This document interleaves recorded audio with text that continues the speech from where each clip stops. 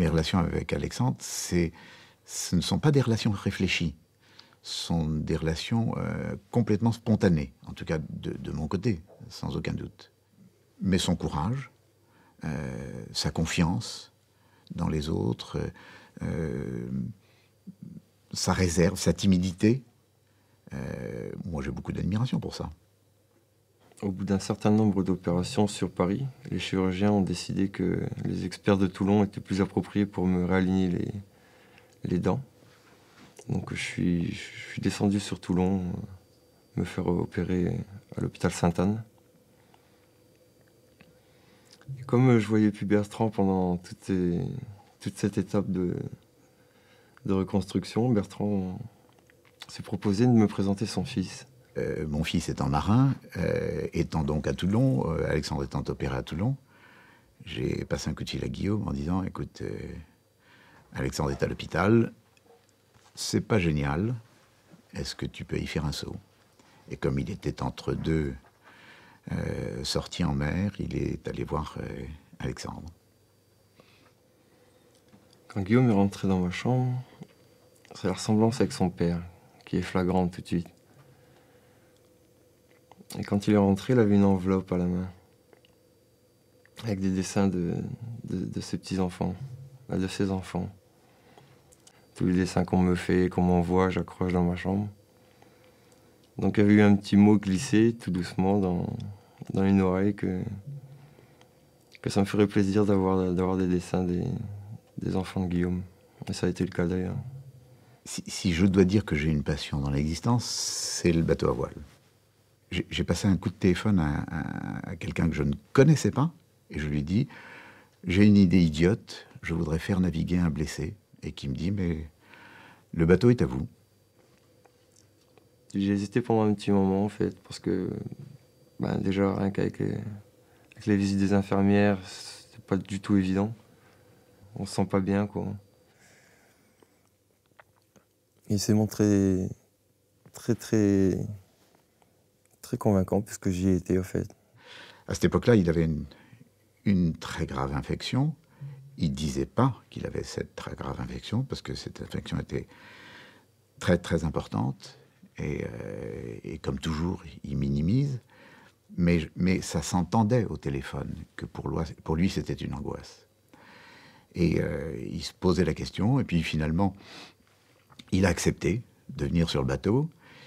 Moi j'étais un peu inquiet, parce que je me disais... si on chavire, qu'est-ce que l'eau de mer va donner sur ses blessures? J'étais un peu inquiet, et puis en même temps, si on ne fait pas de bêtises, on ne fait jamais rien. J'appréhendais beaucoup, oui. Parce qu'avec Bertrand, on apprend toujours, de toute façon. Quand on sait un petit peu, après, on se pose toujours des questions. Quand il nous dit quelque chose, on se pose des questions. Une fois qu'on est monté dedans, parti un petit peu au large, c'était plus du tout la même histoire, là. C'était plus du tout le même effet. Le bateau qui payait pas de mine, ça penchait beaucoup, oui, comme on dit. J'ai emmené un Alexandre un peu dubitatif sur ce bateau, qu'il a regardé en disant « bof ». Et puis on s'est retrouvé en mer, la mer était très hachée, il y avait pas mal de vent. Et puis à un moment, je lui ai dit « tu prends la barre ». Mais je pensais que comme toute personne qui vient pour la première fois sur un bateau, à voile, j'entends, un bateau à moteur, vous poussez la manette, vous tournez le volant, n'importe quelle personne sait faire ce genre de choses. Là, il faut agir en fonction des voiles, du vent et des vagues. Et je vois que mon bonhomme, il fait ça comme s'il avait vécu ça toute son existence. Je me suis toujours posé la question s'il ne m'avait pas menti en me disant qu'il n'avait jamais fait de bateau à voile, parce que c'était trop bien. Sur le bateau, je me sentais bien. Je profitais tout simplement. Ça fait plaisir. Ça change, c'est des trucs qu'on n'a pas l'habitude de faire souvent, donc ça nous sort de notre quotidien, on va dire. Dire qu'Alexandre est un démonstratif ferait mourir de rire tous ses copains, surtout sa famille, mais ça se voit sur la figure de quelqu'un qu'il est content. On a eu du mal à lui reprendre la barre pour rentrer au port. Vu que la greffe d'os n'a pas fonctionné sur Toulon, les chirurgiens ont décidé de me renvoyer sur Paris pour effectuer de nouveau des opérations. Alors je retrouve un Alexandre très changé parce que très inquiet. À Toulon, les choses se sont pas bien passées. Je ne peux pas dire sur le plan mécanique, parce que je n'y connais rien, mais en tout cas, la greffe n'a pas prise. Et il y a eu ces 2 épisodes infectieux qui, tous les deux, ont quand même assez sérieusement changé la vie d'Alexandre. À ce moment-là, je sens que je retourne en arrière, en fait. C'est un grand retour en arrière. Parce qu'on nous entaille les hanches, on nous prend de l'os de partout, et quand ça marche pas, on sait qu'on va encore se faire entailler un endroit, quoi.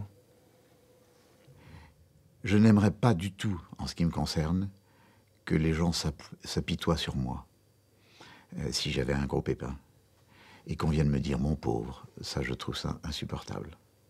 Je crois que c'est indispensable d'être capable d'arriver à rire de situations graves. Ça choque. Mais je pense que c'est une façon de se rassurer que de rire de choses graves. Ouais, j'ai osé dire à un médecin qu'on n'y arriverait jamais. Et là, le médecin m'a répondu que j'avais pas le droit de me plaindre, en fait. Sur le coup, ça fait bizarre. Un médecin qui nous dit « ça fait 4 ans que je me fais opérer, je suis à 40 et quelques opérations ». Un médecin qui nous dit « on n'a pas le droit de se plaindre, on a envie de se lever » et de lui faire comprendre ce qu'il vient de nous dire. Mais c'est vrai que quand on regarde dans les couloirs et qu'on voit les frères d'armes blessés plus gravement ou moins gravement, c'est vrai que ça donne pas envie de se plaindre.